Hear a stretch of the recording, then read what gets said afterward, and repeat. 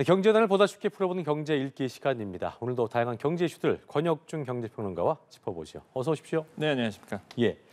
자, 금융당국의 공매도 전면 금지 조치로 어제 큰 폭으로 상승했던 코스피 코스닥. 오늘은 반대 행보를 보이고 있는데 어제는 코스닥이 너무 많이 올라서 사이드카가 발동됐는데 오늘은 너무 떨어져서 사이드카 발동됐네요. 네, 맞습니다. 이게 공매도 금지 오늘이 이제 2일차인데 사실 코스피 이제 하락 출발을 했습니다. 또한 코스닥 시장에서도 아까 말씀하신 것처럼 이 매도 사이드카가 이제 발동이 됐는데 네. 이게 역대 50번째입니다. 50번째. 네, 그러니까 사실 매도 사이드카가 발동됐다는 얘기는 그만큼 변동성이 좀 심하다 이렇게 그렇죠. 이제 볼 수가 있겠고 네.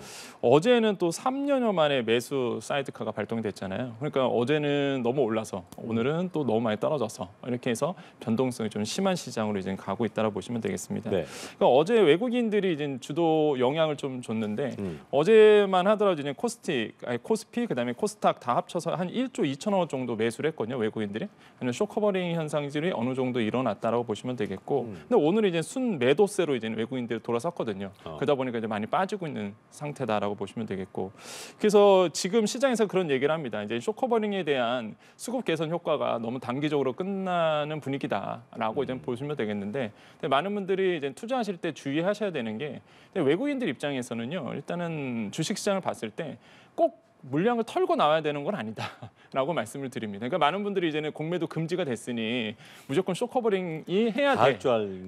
해야 돼라고 이제 착각을 하시는데 사실 버틸 수 있는 외국인들 같은 경우는 이자를 내더라도 계속적으로 버티거든요. 그다음에 이제 실제로 주식이 또 떨어진다 그러면 밑에서 잡는 거군요. 예, 그렇기 때문에 사실 이게 착각을 하시면 안 된다라고 좀 말씀을 드리겠고 일단은 그래서 이제는 쇼커버링에 대한 수급 개선 효과가 이제 좀 빨리 떨어지고 있는 게 아니냐라고 보고 있고 그러니까요. 또 하나가 과거의 사례를 좀 본다 그러면 과거 공매도 금지 때 한 1, 2주 사이에는요. 그 당시에 이제 6% 정도 올랐거든요. 근데 어제 하루만 해도 이제 코스피 시장에서 5% 이상 올랐단 말이에요. 그러니까 이미 그 오른 상승분은 다 반영이 됐다. 이렇게 지금 또 시장에서는 하루 만에? 예, 그렇죠. 2주 만에 올랐었는데 지난번 같은 경우는 그래서 이제는 거의 뭐 수급 개선 효과는 끝나지 않았을까라는 이제는 조심스러운 얘기도 지금 나오고 있고 지금 상황으로 본다면 어제 이제 코스피가 한 134포인트 정도 올랐는데 절반 이상 지금 내주고 있거든요. 그러니까 지금은 이제 매도세가 좀 크게 나오고 있다는 한 번에 2,400 위로 올라가 버렸잖아요. 그렇죠? 네, 맞아요. 그러니까요. 근데 사실 뭐 아까 말씀해 주셨습니다만 공매도 금지로 인한 증시 변동성 확대 등의 부작용 하나하나 나타날 수 있는 게 아니라 우려가 나오고 있는데 이 부분은 좀 어떻게 봐야 될까요? 그러니까 지금 이제 외국인들을 좀 보셔야 되는데 일단은 뭐 공매도 쌓인 물량 같은 거, 그러니까 공매도가 좀 쌓여 있는 종목 중심으로는 아무래도 단기 반응성은 좀 있죠. 아무래도 쇼커버링이 계속 일어나야 되기 때문에 그러니까요. 뭐 단기 가능성은 있으나 아까도 말씀드렸지만은 이제 꼭 그렇게 무조건 그 외국인들이 그 쇼커버링해서 매수를 해야 된다는 부분, 물량을 털어낸다는 부분은 없다. 그럴 이유는 없으니까 버틸 수 있는 체력이 있기 때문에 주의하셔야 된다라고 좀 말씀드리겠고 그래서 중장기적으로 봤을 때는 지금 시장에서는 외국인들이 이제 매도 물량이 그래도 어느 정도 나올 것이다 해서 외국인들의 증시 이탈 가능성이 굉장히 있다라고 이제 생각을 하고 있죠 지금 상황에서. 그래서 실제 이론을 반증하는 게 과거 그 보고서가 있어요. 이게 제 기억으로는 삼성증권에서 이제 2023년도 3월에 이제는 이게 보고서를 하나 냈는데 공매도 금지 이후에 그러면 이제는 시장에 어떤 영향이 있었느냐 이걸 이제 분석한 자료인데 이 자료에 보면은요 2020년 3월 16일에서 6월 12일 동안 그 당시 이제 이번에 공매도 금지 말고 전 공매도 금지 기간에 봤을 때 개인 투자자들이 이제 순매수를 기록했는데 외국인들 순매도를 기록했다. 그러니까 계속적으로 그 공매도 금지 기간에 외국인들은 빠져나갔다는 얘기거든요. 그러니까 아마 이번에도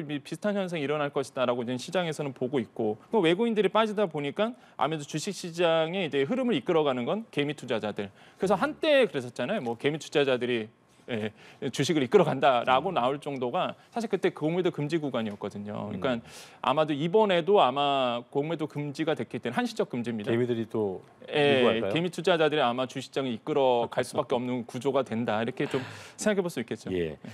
자 그리고 우려했던 부분은 이런 부분이에요. 그러니까 어제 뭐 블룸버그 입장에서도 공매도 한다니까 이 뭐 명분 없는 공매도라면서 뭐라 하면서 상당히 토라진 느낌인데 정부가 추진했던 MSCI 선진국 지수 편입 이거 저희한테는 굉장히 높은 벽이고 못 넘은 상황인데 이렇게 되면은 이제 공매도 때문에 더 이건 어려워질 수 있다 이런 얘기 나오더라고요. 그렇죠. 좀 어려워질 수밖에 없는 분위기인데 저는 근데 이 공매도 한시적 금지가 그 금융당국에 소신이 없으면 사실 이거 할 수 없거든요. 그러니까 물론 뭐 많은 분들이 뭐 총선 때문에 그렇다 뭐 여러 가지 이유 됐는데 일단 금융시장에 대한 뭐 소신, 예, 그 철학이 없으면 사실 과감하게 이걸 할 수가 없는 부분인데 단순히 어떤 공약 차원에서 할 수 있는 그런 것이 아니다. 네, 그래서 이번에 제가 봤을 때는 뭐 금융 당국자들이 다 어떤 소신적으로 해서 아마 이번에 한시적 금지를 하지 않았을까 생각합니다. 하지만은 또 한편으로 본다 그러면 MSCI 지수 선진국 편입에서 좀 멀어질 수밖에 없는 이 부분이라고 보시면 되겠죠. 그런데 MSCI 지수가 왜 중요하냐고 좀 말씀드리면 일단은 우리나라가 만약에 우리 시장이 MSCI 지수에 선진국 편입이 된다 그러면 이제는 선진국 금융 반열로 이제 올랐을 수밖에 없는 부분이고 가장 중요한 이유는 외국 자금들이 이제 우리나라로 들어올 수밖에 없는 부분이에요. 왜냐하면 미국 펀드 같은 경우가 예를 들어서 미국 펀드의 95%가 MSCI 지수를 이제 추정을 합니다. 근데 그 금액이 1경 원이 넘어요. 우리 돈으로. 그러니까 어마어마한 자금이 사실 이 MSCI 지수를 추종하기 때문에 자연스럽게 패시브 자금이 우리나라 시장으로 들어올 수밖에 없어요. 그래서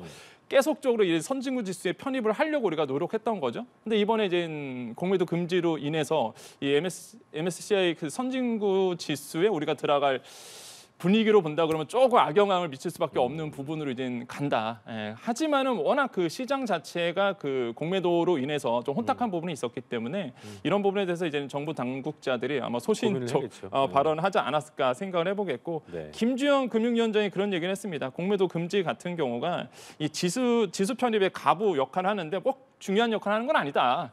이렇게 얘기를 했고 비슷한 표현으로 이제 추경호 부총리도 얘기를 했었죠. 뭐 악영향을 미칠 수 있으나 계속적으로 이제는 뭐 경제 펀더멘탈을 보더라도 계속적으로 이 지수 편입을 위해서 본인들은 노력하겠다라고 얘기를 했기 때문에 이런 부분들이 조금 왔다 갔다 하는 것 같다. 그러니까 매력적인 투자처가 돼야 되는 건 분명한데 이런 건 분명히 그렇게 도움은 안 되는 부분이 하죠. 자, 그렇다면 이게 보니까 소신 갖고 말씀하신 것처럼 본격적으로 정부가 시행을 했다면 공매도 금지 조치를 시행했다면 이게 소득이 있어야 될 거 아니에요. 그러니까 뭐 본격적인 제도 개선에 착수할 거란 예상이 나오고 있는데 어떤 방안도 좀 나와야 될까요? 그러니까 이게 지금 시작점은 무차의 공매도 때문에 시작을 한 거잖아요. 그러니까 불법적인 공매도로 인해서 외국계 투자은행들이 이런 이유로 이제는 이번에 공매도 금지가 들어왔는데 그러면 이 공매도 금지 한시적인 기간 동안 이제는 제도 개선을 분명히 한다라고 얘기했습니다. 그래서 그 제도 개선을 봤을 때 크게 두 가지예요. 이 상환 기한하고 이제 담보 비율이라고 보시면 되겠는데 이 개인 같은 경우에는 상환 기한이 90일로 제한이 있습니다. 근데 기관과 외국인들은 사실상 무제한 이거든요. 무제한이에요. 예, 그러다 보니까 사실 기울어진 운동장으로 얘기하는 거고 담보 비율도 그래요. 이게 외국인들이나 이제 기관들은요 개인보다 담보 비율이 적습니다. 그러니까 훨씬 더 자금 운용하기가 좋은 거죠. 담보 비율이 적으니까. 그래서 개인들은 더 높고.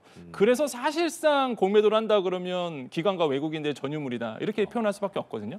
그래서 이런 부분들이 이제는 영향을 줄 수밖에 없어서 이번에 이제 이거를 일어나겠다. 라는 게 이제는 정부의 이제는 정책 방향이다. 그래서 이번에 뭐 일원화로 인한 제도 개선이 나올 것이다 보고 있고, 그다음에 이제 불법 공매도엔 처벌 강화 부분 이런 것들도 이제는 볼 것이다 보고 있고요. 지금 개인 투자자들이 또 지금 얘기하는 부분이 뭐냐면은 이제 업택룰입니다. 이게 사실 지금 말 그대로 시장 조성자에 대한 공매도는 지금 허용이 된 상태거든요. 그러니까 많은 분들이 잘못 알고 있는 게 공매도 금지라 그러니까 모든 공매도가 다 금지된 줄 아시는데, 예, 시장 조성자에 대한 이 공매도는 지금 허용이 된 상태예요. 그렇기 때문에 이게 또 오늘 많은 분들에게 또 알려지면서 뭐 저번에 한번 우리가 2020년에 한번 그때 공매도했을 때 개미투자자들이 그랬거든요. 속았다.